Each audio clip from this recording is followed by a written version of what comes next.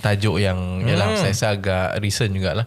Isu rumah ibadat. Penyelesaian atau tambah garam kepada luka lama. Dan mungkin kalau tengok pendekatan Perdana Menteri pun YB, dia benarkan pembersihan rumah ibadat tanpa kebenaran, tapi dalam masa sama dia tak benarkan kempen yang berbentuk anti rumah ibadat haram. Nak runtuhkan sendiri ke, nak demo ke, tak boleh.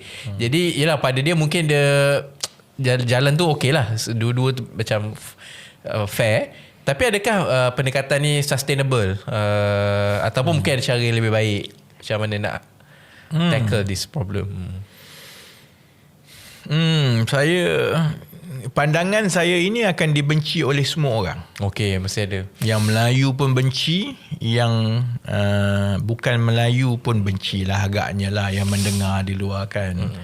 Dan saya rasa dalam hal yang cukup sensitif seperti ini,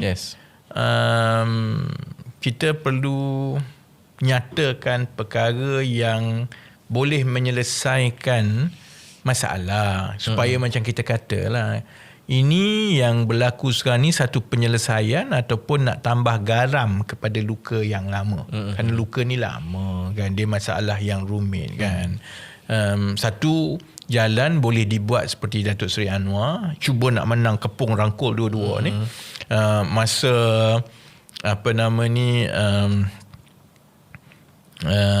convention PKR Selangor, berdega-dega, tangkap mereka, humban mereka kan, yang demonstran lah, yang bukan ke beria kan, tangkap humban mereka kan. Jadi hari tu yang bukan Melayu rasa Anwar ni bagus lah, tegas dengan demonstran Melayu yang cuba cari pasal ni. Bagus kan. Esok dia juga suruh robohkan, arahkan. Jadi yang bukan Melayu tu pula dan pada convention PKR tu yang Melayu pula marah lah. Apa ni kan. Esok yang terbalik pula lah kan. Jadi akhirnya saya tak tahu keadaan dia sekarang selepas minggu ni, sama ada dalam isu ini dia selepas cuba main dua kolam cuba main dua kolam ni, sama ada dia dapat dua-dua atau dua-dua marah kat dia lah, kita tak tahu kan. Tapi pandangan saya lah, kita kena kembali kepada asal usul, konteks, kena dengar semua pihak dan cuba memahami semua pihak kan, supaya kita boleh cari satu jalan penyelesaian yang memang tidak akan menggembirakan semua orang, tapi dalam isu yang begitu divisive begini, dia dah ada racial and religious dimension. Kalau ada penyelesaian yang satu kumpulan suka, itu bermakna satu kumpulan lagi sangat tidak suka lah. Jadi dia nampak bukan penyelesaian lah kan. Jadi contohnya kalau yang Melayu tu suka sangat, itu bermakna yang bukan Melayu itu rasa mereka tertindas, pun tak bagus. Kalau yang bukan Melayu tu rasa bagus Anwar membela kita gini-gini, yang Melayu rasa nampaknya semata-mata hanya kerana undi, ada isu-isu yang berbangkit yang sebenarnya sah, yang sahih, yang valid, tapi demi undi diabaikan. Jadi yang Melayu pula marahkan. Jadi dalam isu ini sebenarnya jalan terbaik ialah dua-dua memang akan ada yang tidak berpuas hati. Jadi sebab itu kita kena tengok kepada konteks dia lah. Konteks dia macam mana.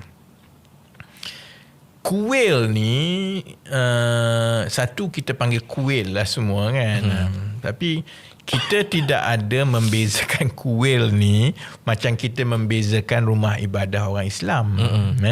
Rumah ibadah orang Islam ada yang masjid, ada yang surau kan. Jadi kalau kita tu, let's get the facts right.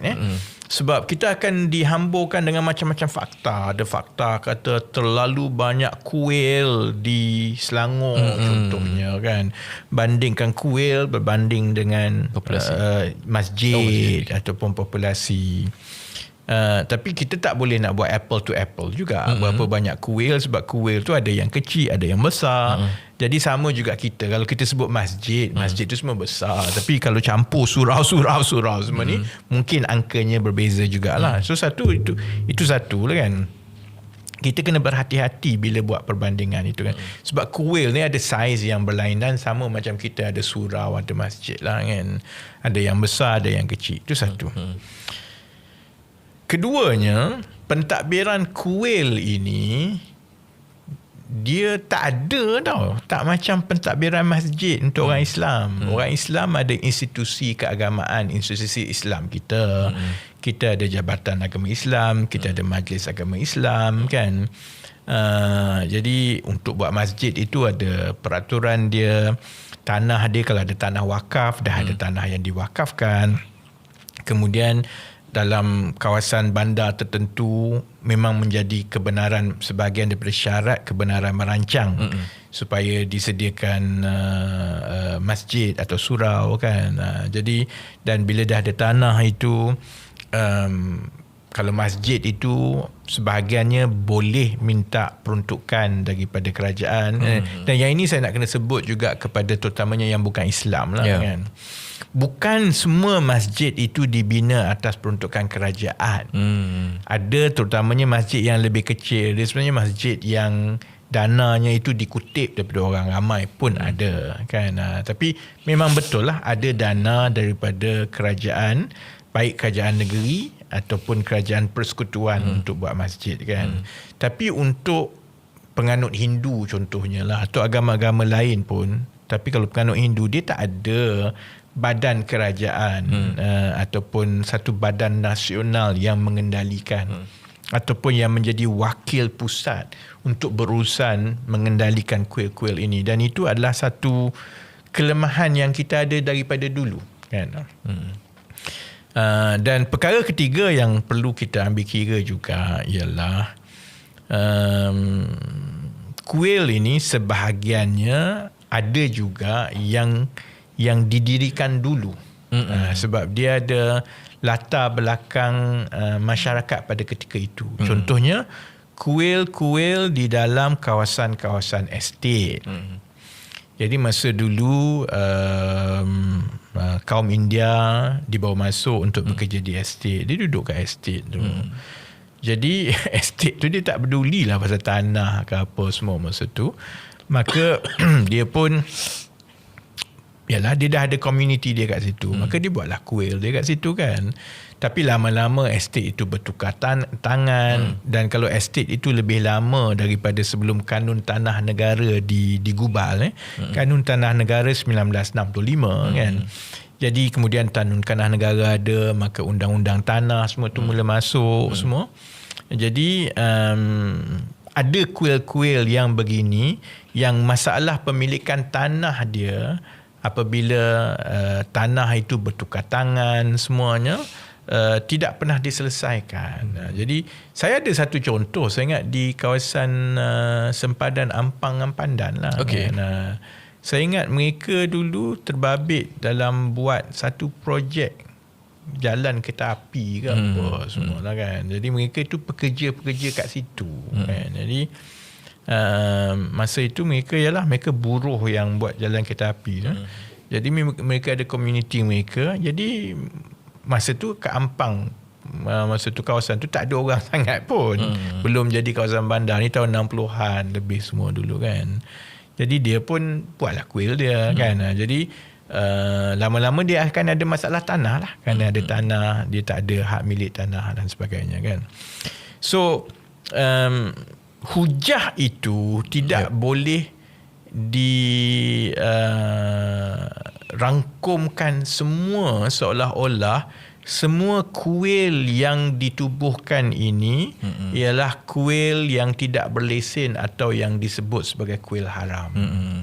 Malah sebenarnya kalau boleh kita elakkanlah guna nama kuil haram. Kerana kita mungkinlah tengok dia kuil, ataupun kita mungkin bukan agama kita tak pedulilah kan.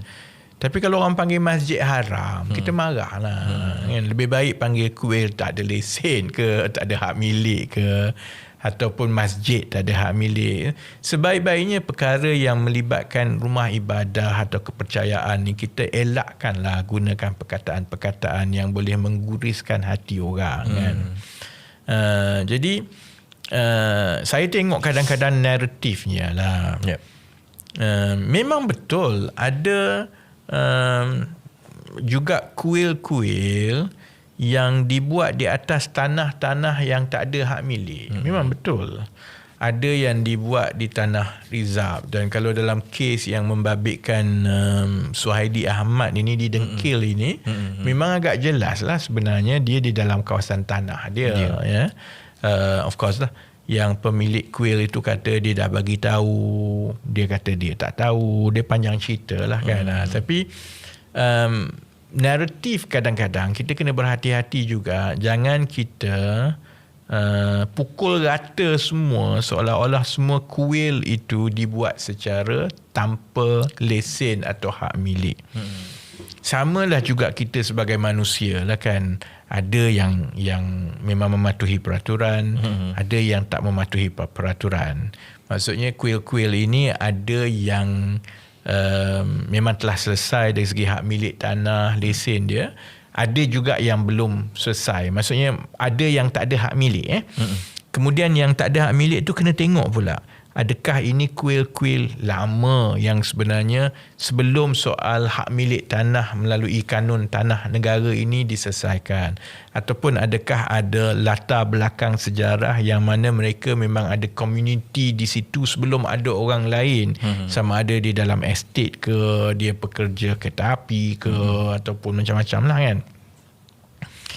Dan kemudian memang ada kategori yang kuil-kuil itu mungkin dibuat baru ataupun dalam tempoh 10-15 tahun yang lepas, dan dibuat atas tanah orang atau tanah rizal. Okay.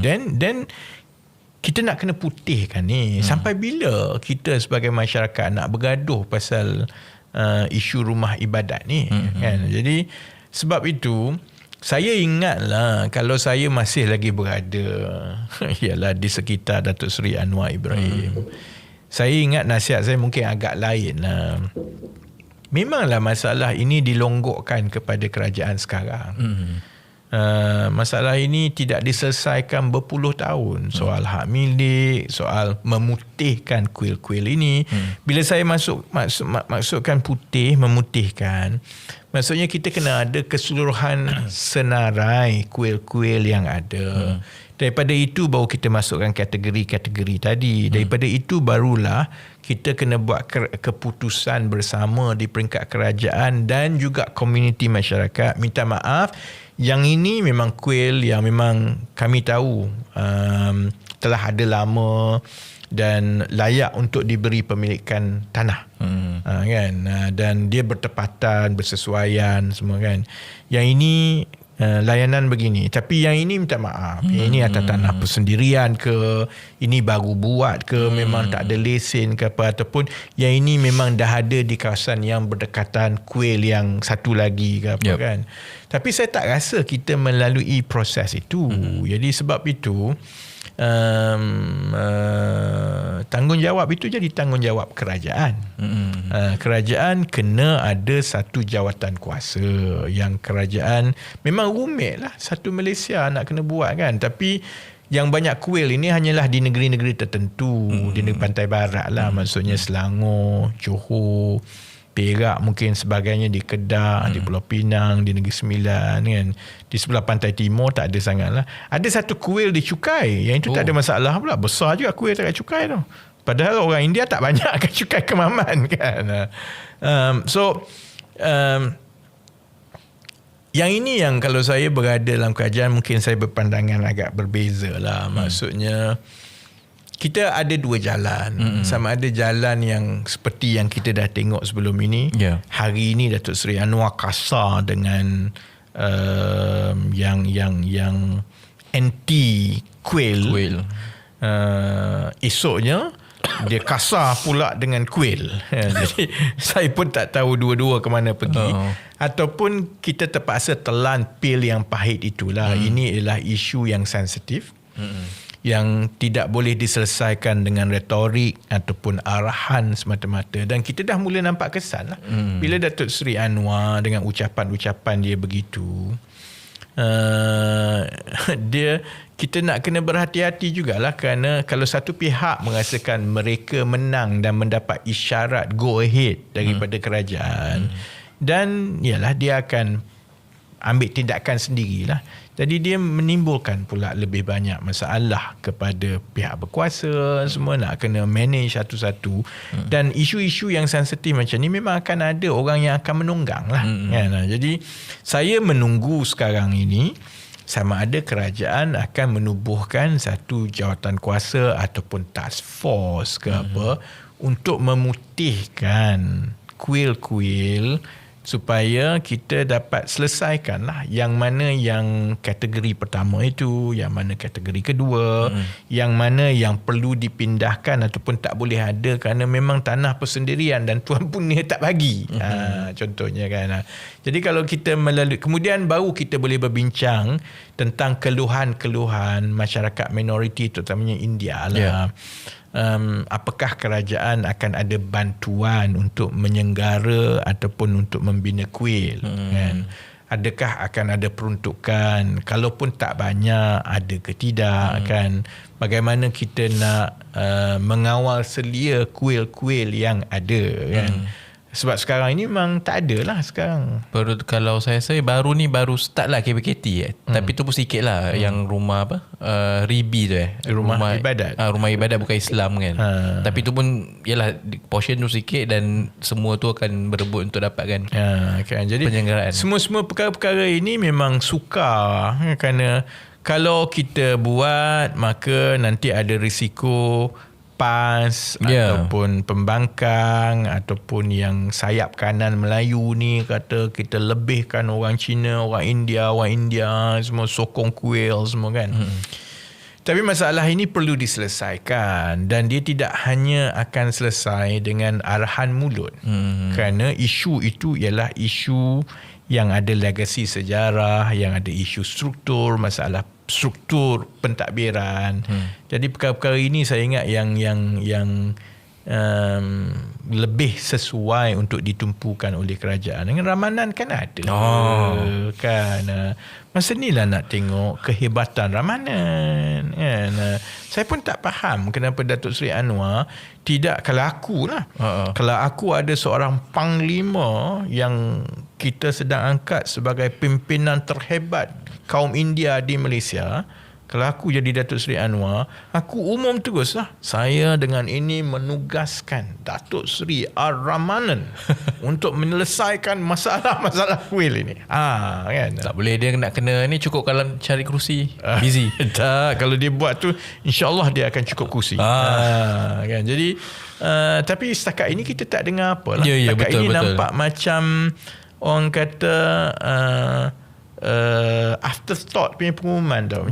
Macam tu. Jadi saya menunggu jugalah, kerana masalah ini tidak akan pergi. Kalau dia diam sekejap sekarang, 4 tahun lagi keluar balik. 4 tahun lagi keluar balik. Kan?